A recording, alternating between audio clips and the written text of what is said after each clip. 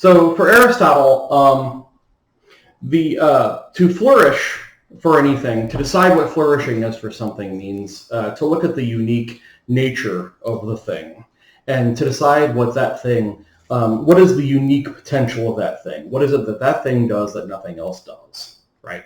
Famous example he uses here, I used the plant earlier, he uses the example of the acorn, right? An acorn is it's the nut of the oak tree, right? It's a hard little piece. It looks like a little rock. It's very hard.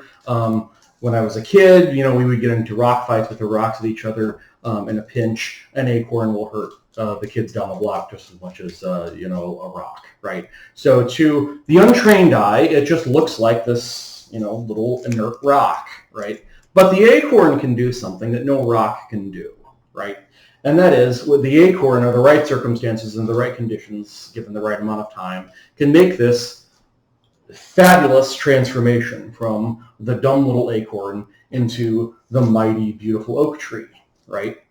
And Aristotle thinks that if we look at the acorn with the right kinds of eyes, we will see that the potential for the oak tree is built right into the nature of the acorn, right?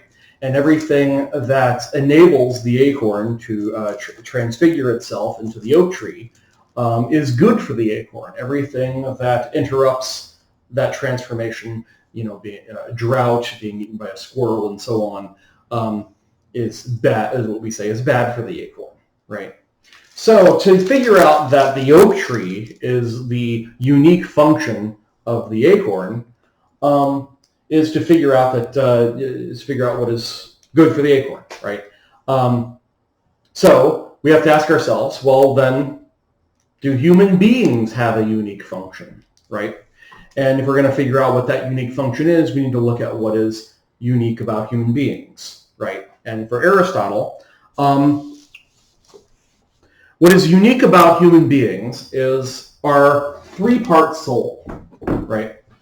He says that we have this special kind of soul. Here we want to be careful. He doesn't necessarily mean soul in the sort of religious sense that idea conjures to us now. Instead, he means something more like our consciousness, right? So this soul, however, he thinks has various aspects to it. And it's by getting the proper relationship between these various aspects of our soul that we are going to be like the acorn that's in good soil with the right chemistry going on inside of it, right? So what are the three parts? Well, Aristotle says, first there are the passions. These are the emotions and desires that we feel, right? And he thinks that we all have this sort of natural complement as human beings of passions. We all feel angry in certain situations. We all feel sad in certain situations and so on, right? And Aristotle thinks there's nothing wrong with that. Those emotions are, they're just part of who we are, right? We all have different, but we do have a different faculty, right? Our faculty is our ability to feel passions and the degree to which we experience passions, right? So some people have very quick tempers. Some people are quick to joke around and so on. Other people are pretty passive and don't get angry very easily. Other people have no sense of humor whatsoever, right? And that's the different faculty at work that people have, right? Finally, there is the condition that Aristotle calls our state of character, and this is the condition that we're in with how well we stand with regard to our passions. We can stand well with regard to them or poorly, right? How it breaks down is this way. That's so imagine this. Say my boss sends me an email and says, "Hey Jason, you're doing a great job, but we don't have the money that we thought we were going to have this year in the budget. Enrollment's down, so we want you to keep teaching your classes, doing a great job, but don't expect to be paid for any of your classes. Just keep doing what you're doing, right? You don't expect any money, right?"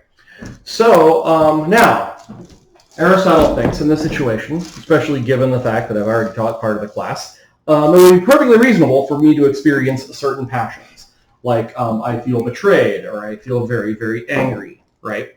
And depending on what kind of person I am, what kind of unique disposition I have, I might be the kind of person who gets angry very easily.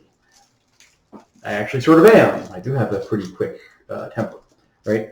In this situation, you can imagine that, imagine a few different ways I might react, right?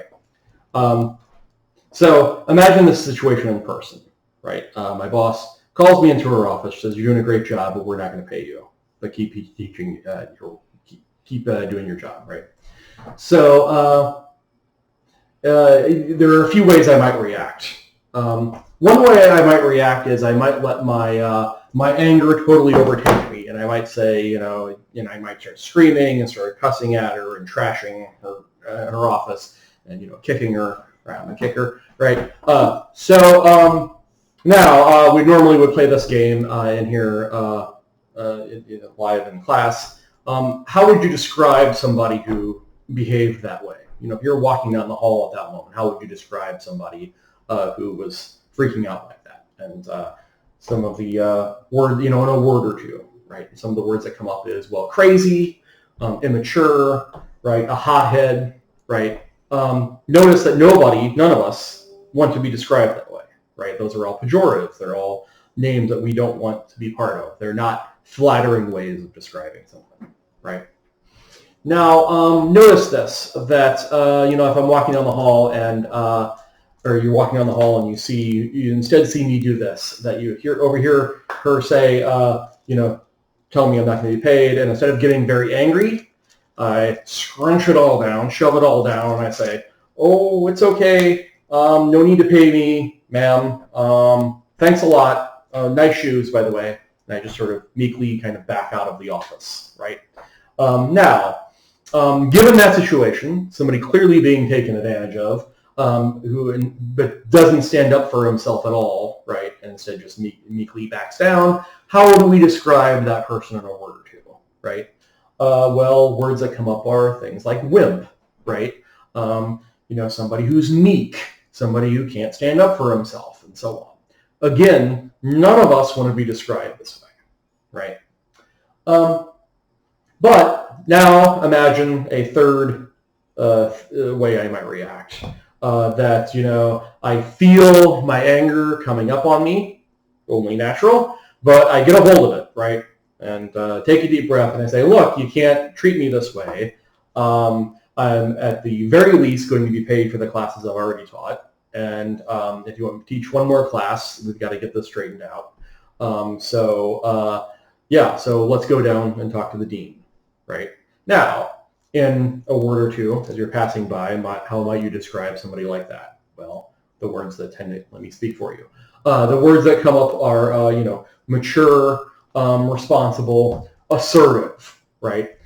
These are all words that we do want to be described as, right? So, do you see how by giving into your passions too much or too little, based on what kind of what faculty you have, you are going to have either a good state of character or a bad state of character, right? Now, to break that down a little more, Aristotle thinks that the bad states of character come up when we give into our passions too much or too little. But when we strike the balance between giving into our passions too much or too little, then we do well. And the way that assertive is strikes the balance between losing your temper and being too meek and subservient, right? So